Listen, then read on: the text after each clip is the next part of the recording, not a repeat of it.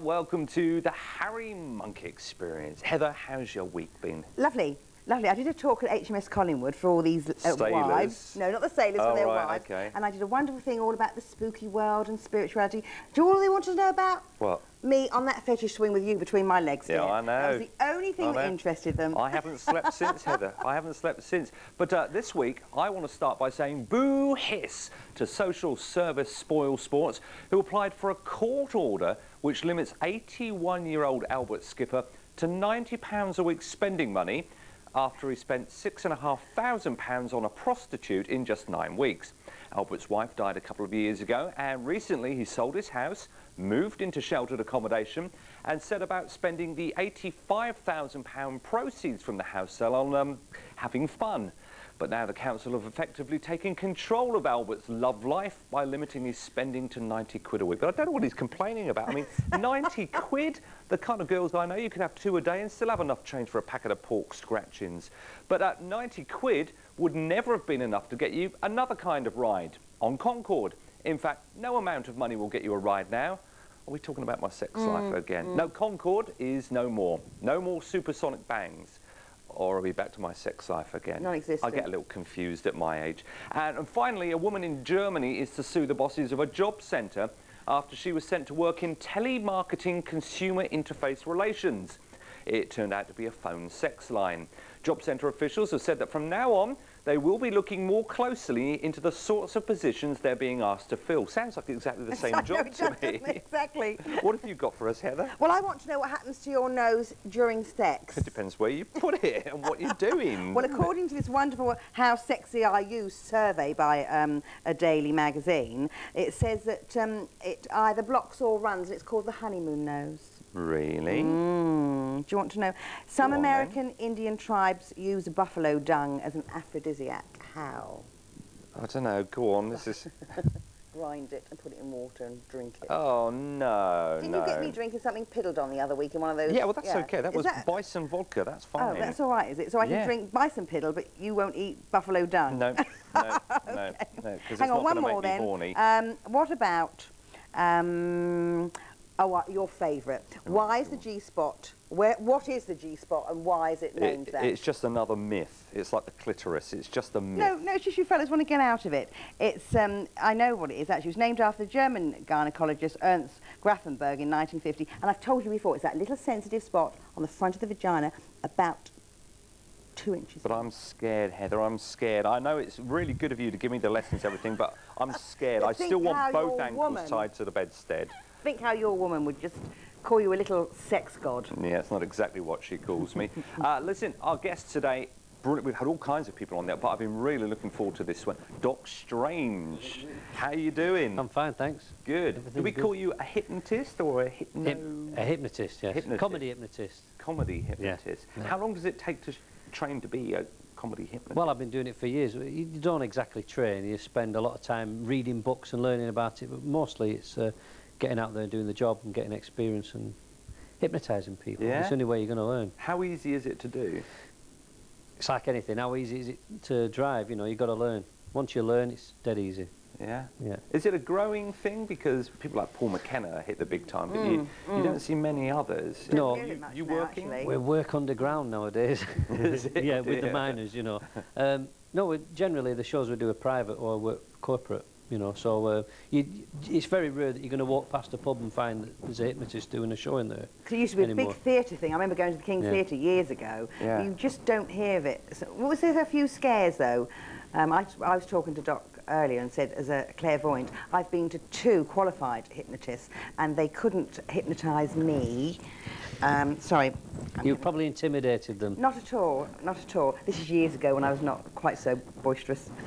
And they said because I already slightly trance or go off to this beta level that they couldn't do much with me anyway. Have you any idea what she's on about? I have none whatsoever. No, it's all a bit too complicated for me. Every week, no idea. I just hypnotise them and get them to do things and then I go. You're dabbling with their mind though, aren't you a little bit worried that they might sue you if something goes wrong? Maybe that was the problem, the mind, you know. All hypnosis is self-hypnosis, you see. Is it? Yeah, because all you're doing is you're asking people to do things. They're using their own mind. I mean, for instance, you see the thing He's is, got you under, hasn't he? Can I borrow that? no, not no, yet. help It's me. just going to get worse. He's going to do things. It's just going to get worse. Don't you ravish me on this couch, Not Mr. smelling Stewart. like that, I won't. See, what you don't know is I've already had him, you see. I've spent... I the gathered that when I afternoon came in. with him, and Be careful what you're saying there. he's slightly under at the moment. Yeah, go on.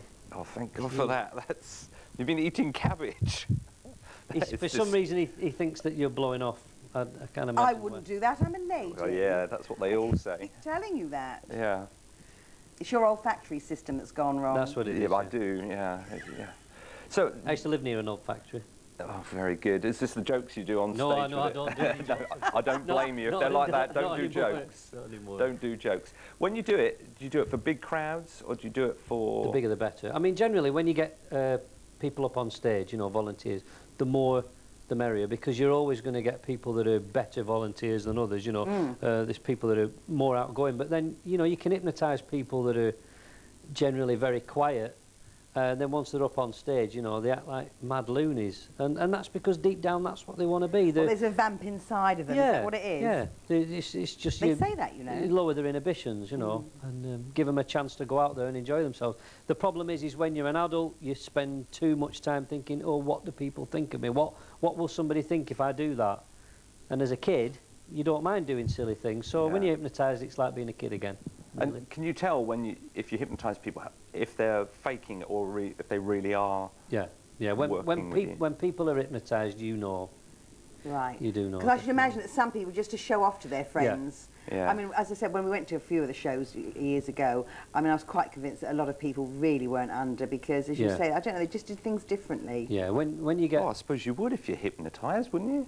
No, the ones that weren't, the ones that were Did- faking did it. things Yeah, different. but, Oh, but right, at the yeah. beginning, for any hypnotist, you're going to get people up on stage and you're going to have to work through them because, like you said, you might get people that are sat there pretending or whatever, and the hypnotist can't catch them all out straight away, so he's got to go through these different techniques to basically hypnotise the ones that are the more susceptible and then wheedle out the ones that are just going to mess around. And you're always going to get people up on stage who are going to pretend, Yeah. but 9 times out of 10, the ones that get up there to pretend actually end up becoming hypnotised. I know what it was I read. There was a weird. controversy about bringing people out, wasn't there, a few years ago, that they were going home still quite woozy. Yeah, that's, They I weren't- mean, they hadn't yeah, cleared. It doesn't really work like that at all. If you imagine somebody's been, they're a boring person in life, and they go up on stage Right. and they get to entertain people, and they get a taste of what it's like to be interested. Sometimes they can go home and think, I really missed that. And then they do something stupid like the guy who was found making love to his washing machine. Really? Yeah, when it was on full We've got me speed. worried now Oh, because I know. we can't do this. We can't hypnotise people on air in case you hypnotise No. people watching at home. No, that's right. illegal. Yeah. So we went into a little office early and had a little chat. Yeah. It's very, very weird hypnotising the host of a show when he's supposed to be Hosting the show. hosting the show. Yeah. Yeah, but it was. You've never been hypnotised? I've seen shows before, and I keep thinking they've got to be faking it, but it just. No. It's the weirdest thing No. because I knew what was going on all the time. And it's just weirdest thing. I was going to introduce you to someone then, but I'm not sure if you're ready for it. But I just want to ask you about your girlfriend, actually. Buffy, yeah. Yeah, he's got a new girlfriend. You want to? Yeah. What's her name? Not- Buffy. What does the she do? vampire What does she She's do a for living? vampire slayer, yeah. Where did you meet her? Where did I meet her? In Coronation Street. Your shoes again, though. His what? Your shoes are playing up. No, they're hot. I've got them on. He's been doing the weirdest things with his shoes. You're going to have to change them over. I know, they're if you on the... remember. Yeah. When he sees this, he's going to freak out because it's. Really? Yeah, he's going to freak out. They've just got to do my shoes. I'm sorry about this. Not in a, not in a what, bad way. what were we talking about? Have you got holes in your socks? You're gonna stroke it. This is Rocky. Is it? Yeah, he's very friendly. It's stroke. I don't know, actually. Oh, God. No, go on. You can stop doing that. Actually, what are you doing? They're on the wrong feet. They are on the wrong feet. Why did you start doing that again? I don't know. My feet are hot. No, just leave them. Don't worry about it. No, okay. I'm sorry about the smell there. Yeah, don't worry about it. It's Yeah. not too. Get the spray out. Yeah, I think I gave it back to you, actually. No, no, I give it back. Did you? Yeah, it's in your pocket. Okay. Yeah. You're going to spray me again? Jeez. Only came on this, When I only click came on my this fingers, programme to gas. Oh, God. When I click my fingers, you're going to wonder what you're doing. Doing that in a studio. What are you doing? Go on, carry on, sorry. I don't know, actually. You see, this is what I was frightened about. You see, because if you're doing the host, you know, he's going to get thrown. He doesn't know what's happening now. He's got no idea what's going on. I don't know what we were talking about, actually. But Hypnotising people on stage. oh, yeah, we can't do it on TV. No, no, you can't. So not because you're likely to hypnotise people out there in TV land, but if somebody out there thinks they're being hypnotised, you know, you could cause problems. Have you ever had problems? Anybody come back and said, "Oh, I'm still walking around thinking I'm a chicken all day"? No, no. I had a guy once who refused to wake up, and we were on stage. This was in Tenerife. I was on stage. Thank you very much, everybody. Sent them all away, and this one guy steadfastly refused to move, right? Yeah. And I was going, wake up, and he was ignoring me altogether, and he just sat there. So I whispered to his, and I said, "Why won't you wake up?" And he said, "My wife nags." Right? Really? And it apparently had been the only time that he'd managed to get away from her. And I said, well, if you go back to her, everything that she says is funny, and you're going to enjoy her nagging. And he went, all right, and he woke up. I sent him back, and sure enough, she was a right nagger, and he just sat there laughing his head off. He thought it was hilarious. I don't know how long it lasted for. Well, until she shot him, I suppose. If she's giving him a good nagging and he's just laughing at her all the time. But I'm amazed that anyone will be hypnotised by someone called Doc Strange. Oh, that's a perfect name. Just... This is the thing. I started out with a dicky bow and the suit, and even tried to grow a beard, pointing. This is years ago, and wanted to look all serious. And you'll find that hypnotists, especially the new ones that are they always get the black and white pictures of them looking like this. Yeah. And I thought, no, this isn't me. You know, I was doing the shows and going out there and being serious. And I thought, I don't want to do that. And one night I had a dream, and I imagined myself on stage with ripped jeans and just looking like a scruff. And I used to have long hair. It used to be masses of hair.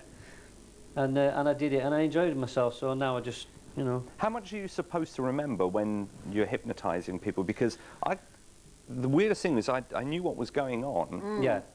Well, okay. We'll talk about what we did with you. We did basically what I do in my act. Okay. And you went through all these different things, whether you were riding donkeys or you were on the beach sunbathing and eating ice cream, and your favourite drink is Jack Daniels and all this sort of thing, right? And you had those women that came up to you. Yeah. And you remember those, don't you? I do remember those. And what about the ones that were in the room waiting for you? Yeah, they had the same problem as you. Yeah. And then you were watching TV really and all different things, but you were fishing as well, weren't you? I was fishing, yeah. What did you catch? It was only a little one. It was about that big. And it was talking to you? It was, actually. Yeah. Not this Finding Nemo. No, it told you something. I mean, it did. Do you want to share it with us or not? You don't have to. I can do. Go on then. What did it tell you? It just said, keep the faith. That's good, because I said that it would. I said it was going to give him some information, something useful that would help him through his life. Keep the faith. There you go. I think I know what it means too. So yeah, weird. But thing is, imagine you've eaten that fish now, and it was raw, and imagine the taste in your mouth. Yeah, it's really. It's on the back of your teeth. Yeah, your mouth's drying up as well. Anyway, go on. Try reading the rest of that. Oh, I don't think they're ready for us yet. Have some of that Jack Daniels then. Oh yeah. Where did you put it? That'll do. There you go. Have a drink of that. You'll be fine. Giggle juice. Oh, it's nice. It's very good. Yeah, it's very nice. Okay. Right, go on. Carry on. Don't let me interrupt. Did you want some? I can't do this. Is this the quietest you've ever seen him? No. Go back to normal. I really thought it was going to be a treat today. You'd have him ballet dancing and. Well, I can't because he's all fastened up and he's all wired up. I might, yeah. Oh, that's a shame because I would have liked to have seen you pirouette and arabesque across the floor. I thought you might have. Well, I'll tell you what then. We've got 30 seconds, so we have to do something really quick if you want to do something. 30 seconds. Sleep. Down and down you go. Okay.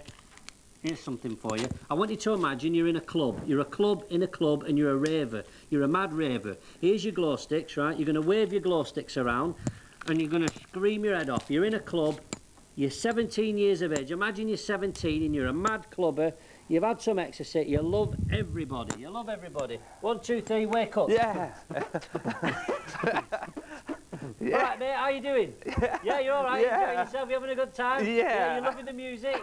Yeah, have you noticed all your clothes are gone? What are you running around naked for? That's mad. It's mad, isn't it? Yeah, what have you been doing today then? You at college? No, I didn't go in. Yeah, I you didn't go in. What do you do then? I just stayed in bed. Yeah? Fantastic. And I click my fingers, what are you doing? What are you doing? I have no idea. I've got to stop. They're telling me to stop. I don't know what I've got. Yeah, okay, we'll do Arse or Elbow in part 2. See you after the break.